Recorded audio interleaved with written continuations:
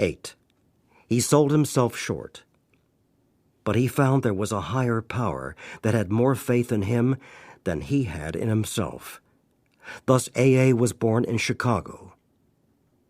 I grew up in a small town outside Akron, Ohio, where the life was typical of any average small town. I was very much interested in athletics, and because of this and parental influence, I didn't drink or smoke in either grade or high school.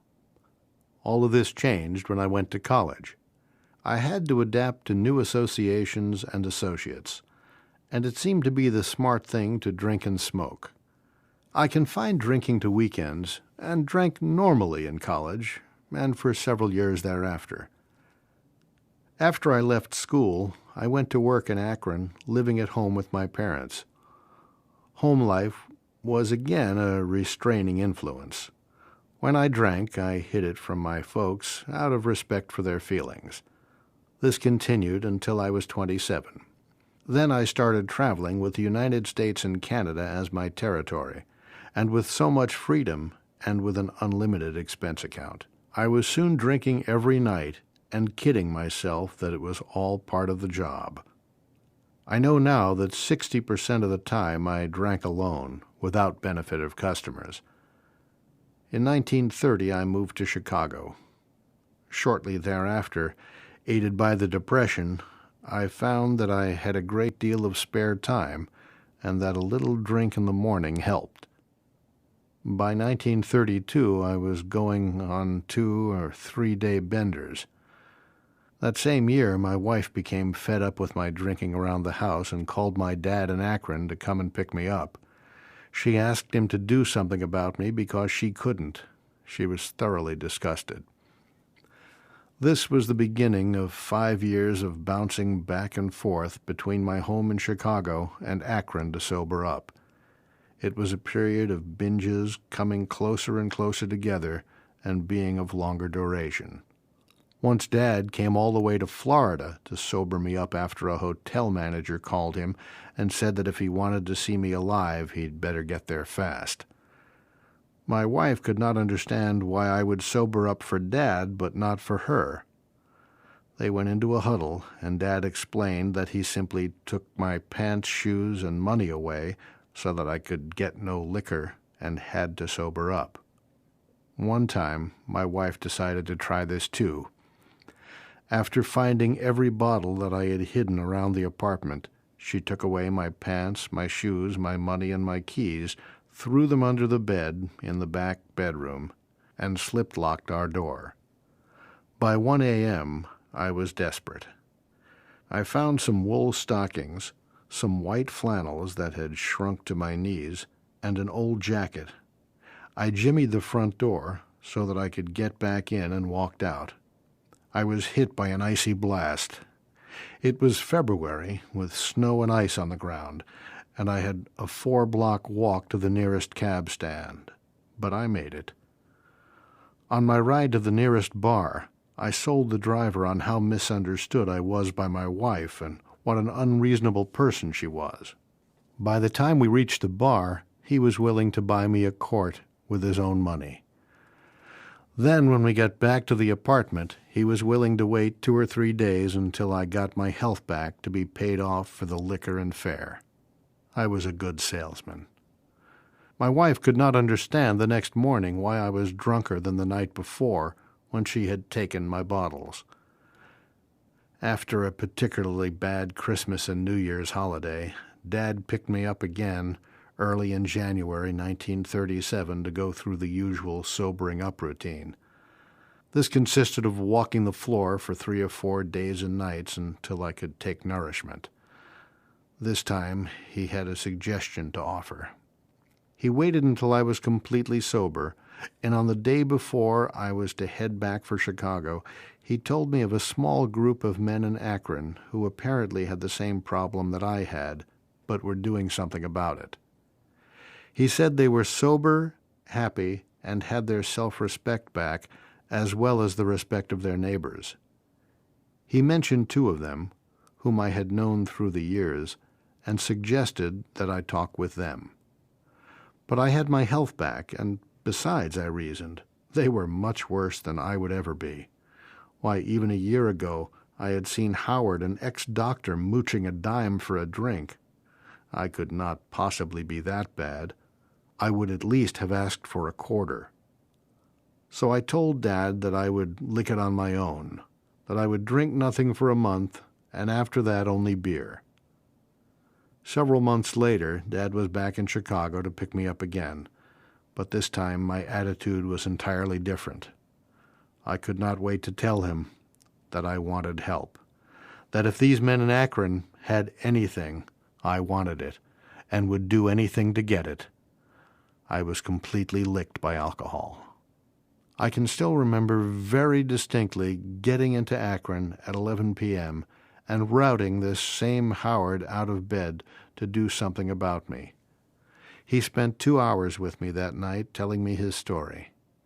He said he had finally learned that drinking was a fatal illness made up of an allergy plus an obsession, and once the drinking had passed from habit to obsession, we were completely hopeless and could look forward only to spending the balance of our lives in mental institutions or to death. He laid great stress on the progression of his attitude toward life and people, and most of his attitudes had been very similar to mine. I thought at times that he was telling my story. I had thought that I was completely different from other people, that I was beginning to become a little balmy, even to the point of withdrawing more and more from society and wanting to be alone with my bottle. Here was a man with essentially the same outlook on life, except that he had done something about it. He was happy, getting a kick out of life and people, and beginning to get his medical practice back again. As I look back on that first evening, I realized that I began to hope then for the first time, and I felt that if he could regain these things, perhaps it would be possible for me too. The next afternoon and evening, 2 other men visited me, and each told me his story and the things that they were doing to try to recover from this tragic illness. They had that certain something that seemed to glow, a peace, a serenity combined with happiness.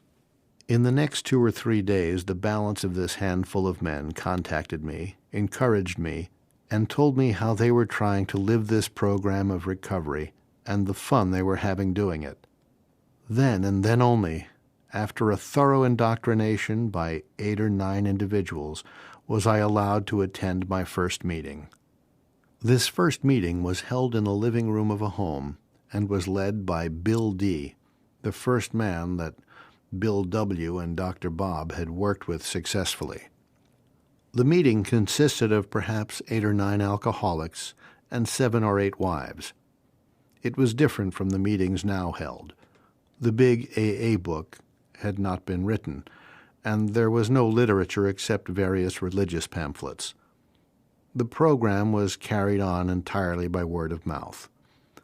The meeting lasted an hour and closed with the Lord's Prayer. After it was closed, we all retired to the kitchen and had coffee and donuts and more discussion until the small hours of the morning. I was terribly impressed by this meeting and the quality of happiness these men displayed despite their lack of material means. In this small group during the Depression, there was no one who was not hard up. I stayed in Akron 2 or 3 weeks on my initial trip, trying to absorb as much of the program and philosophy as possible. I spent a great deal of time with Dr. Bob whenever he had the time to spare, and in the homes of 2 or 3 other people trying to see how the family lived the program. Every evening we would meet at the home of one of the members and have coffee and donuts and spend a social evening. The day before I was due to go back to Chicago, it was Dr. Bob's afternoon off.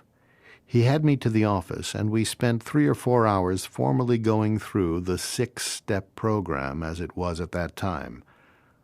The 6 steps were: 1. Complete deflation. 2. Dependence and guidance from a higher power. 3. Moral inventory. 4. Confession. 5. Restitution. 6. Continued work with other alcoholics. Dr. Bob led me through all of these steps. At the moral inventory, he brought up several of my bad personality traits or character defects, such as selfishness, conceit, jealousy, carelessness, intolerance, ill temper, sarcasm, and resentments. We went over these at great length, and then he finally asked me if I wanted these defects of character removed.